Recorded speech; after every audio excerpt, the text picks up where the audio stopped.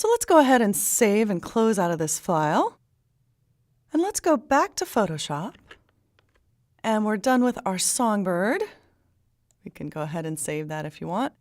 Now let's look at what you should do when you have a photograph and you want to save it as a JPEG.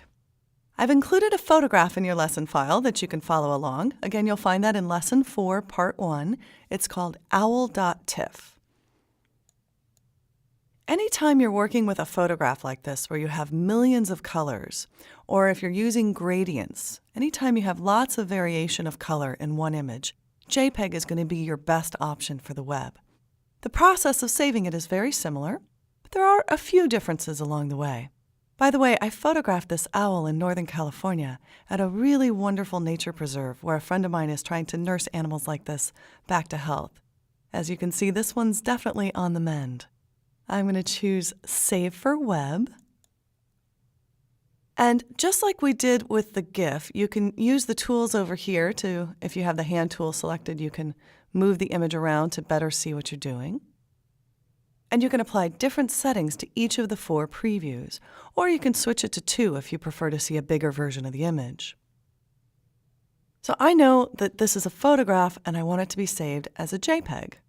When you work with JPEGs, instead of reducing the number of colors like you did with a GIF, you're going to use compression to make the file size smaller.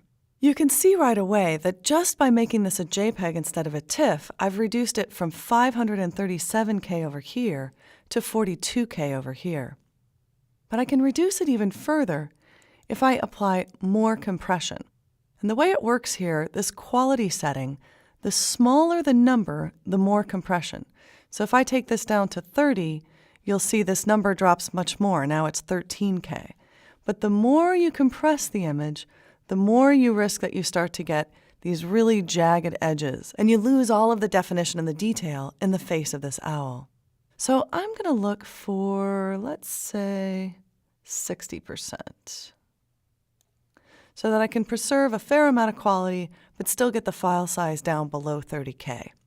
So just like we saw with GIFs, once you get all of these settings the way you want them, you can simply choose Save. And now Photoshop is letting me decide where I want to save this file. I'm going to go ahead and save it into my PhotoTricks file, into my Images folder. Let's call this owl.jpg.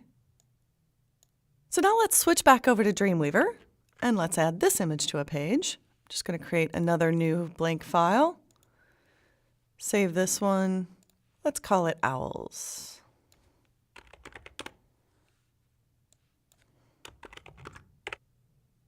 And to insert this picture now, since we have it right here, you can actually drag an image from the Files panel right onto the page, and it's a very easy way to insert images.